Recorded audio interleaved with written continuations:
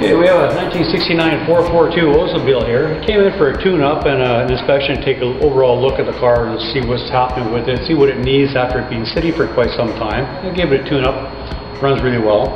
And we took a look at the front end, the brakes and suspension, and found the brakes, they needed to be done. The calipers were seasoned up, the rotors needed to be turned again, and needed new rubber brake hoses, they were cracking. And undoing the rubber brake hoses, as you can see over here, we had to replace the steel lines. The steel line was too old, it was all breaking off there, so new brake lines, steel brake lines from the rubber hose all the way under the car, back up to the proportioning valve, to the master cylinder, both sides and the rear with the wheel cylinders. But what was also more important on this car, checking the front end, found the tie rod ends weren't very good in this car. You're never going to get wheel alignment on it. So we ordered some more tie rod ends. And then we found this is a 442 car, and on the 442 cars it's actually thicker in the shank here and not as long, and a bigger, beefier sleeve. And we found this car has been changed somewhere since the day it was born. And there's nothing wrong with this stuff. As long as you don't want to rally race this car, it'll handle it just fine. So it took a little bit of time and effort to find what fits what, and different shocks can fit in something else, and the different sway bar bushing and link kit. It looks to me like the entire front end has been changed from maybe a Chevelle or a Camaro or something like that. Exactly what it is, I don't know, but I know it's made out of a few different pieces of car to make this all work the same as it was before. But now at least we've got inner and outer tie rod ends, new sleeves, new sway bar bushing link kits. Thank God the ball joints upper and lower are all the same for a lot of years of car, so they went in no problem at all.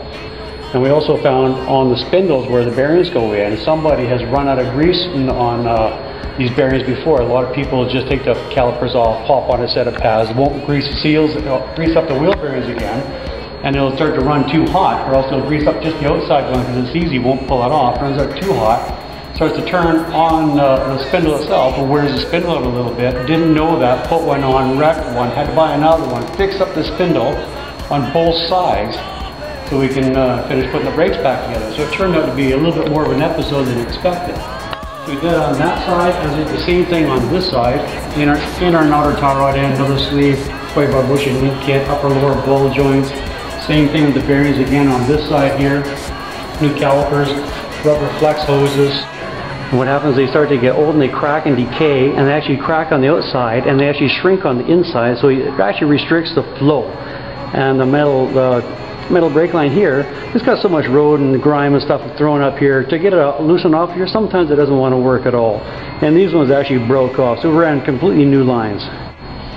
So that's what it got so far up front.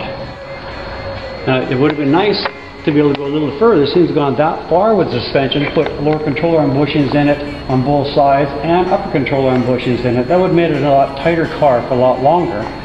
But unfortunately, all I had to go ahead to do was what it really needed right now.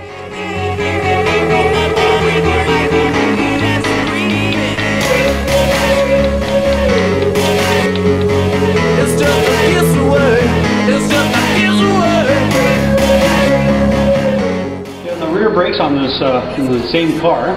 We started to take the brake drums off, take a look, and found the rear shoes were quite worn out. So, okay, we ordered us some new shoes, take the brakes apart, and found the rear axle seal was leaking. So take a look at the axle seal, pull the axle out, and this is the type that actually has the bearing that rides on the axle. This is the worn out axle. You can see where it's been wearing on this case hardening here. This is a brand new axle. This is how much case hardening there is. So after a while, it wears this down until it looks like this. And this is where it has to be replaced. And when it starts looking like this, it's about done. You need a couple more axles. This is the type of axle bearing that rides on the axle right here. As you can see, it is grooved up here, and that's where the axle rides. And the seal rides right in here. So as soon as this axle goes down, well then the fluid runs out and runs down the outside the axle and makes all the brakes all wet. And then we took the brakes apart, found the backing plates. These are backing plates that holds the rear shoes to the backing plate here with the hold down pin kits.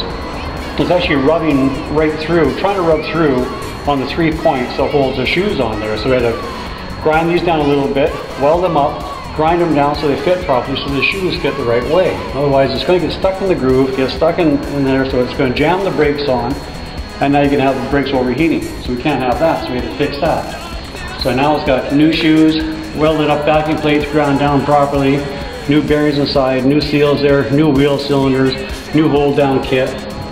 and then it goes to new brake lines. A new brake line going both sides with a brand new rubber flex hose. If you're going to do one flex hose, do them all. The flex hose goes from here into the body and back over the other side to the other wheel cylinder, and the same thing over here. Okay, to get the axles out, there's this pin here. It goes through, there's a hole here and here. There's a set pin here. You have to take the set pin out and pull this pin out, push the axles in, release the horseshoe clip, pull the horseshoe clip out, pull the axles out, and then I turned it a little bit so I could get the horseshoe clip down there. And there's a shim up there, there's a shim in here in between by the posi unit, by the spider gears, and they fell out. And the only way to get them back in again is you have to remove the posi unit with the axles out, and then unload the entire thing, take the clutches out, take the spring pack out, and put it all back together again so you can install the axles again. Otherwise, it's not going to work, it's going to fall apart. So this is all back in there, so you put the axles back in, put the horseshoe clips back in, put the pin back in, and then put it all back together again, put the cover on, put some fluid in it, and now we can finally drive the car again. Now I'll slide the new axle in first. I made sure I clean off all the packing stuff on this, like wax on there to protect it. Want to make sure you clean it all off. I've got some oil on the seal like you should have to make sure everything's nice and lubricated so you don't run around a dry seal.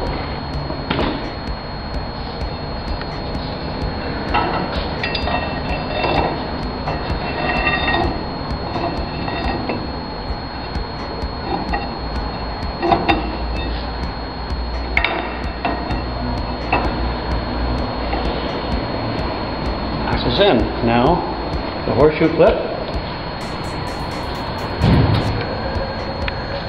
The horseshoe clip goes in. You can see the axle in here. Yep. And it goes into the axle. Try to go in there. Try not to damage the seal as little as possible. You're going to touch it some. There's no other choice.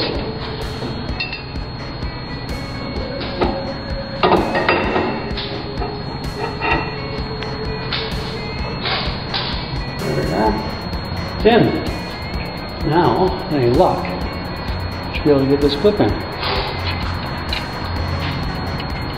It's not always easy. Here we go. Okay. I'll turn that a little bit so I can slide this pin here to stop the axles from going in and dropping the clip.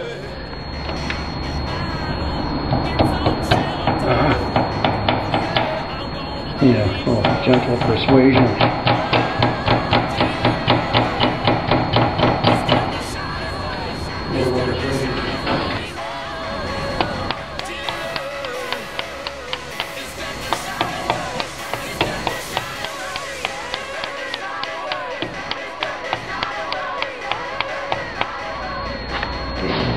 Lock in.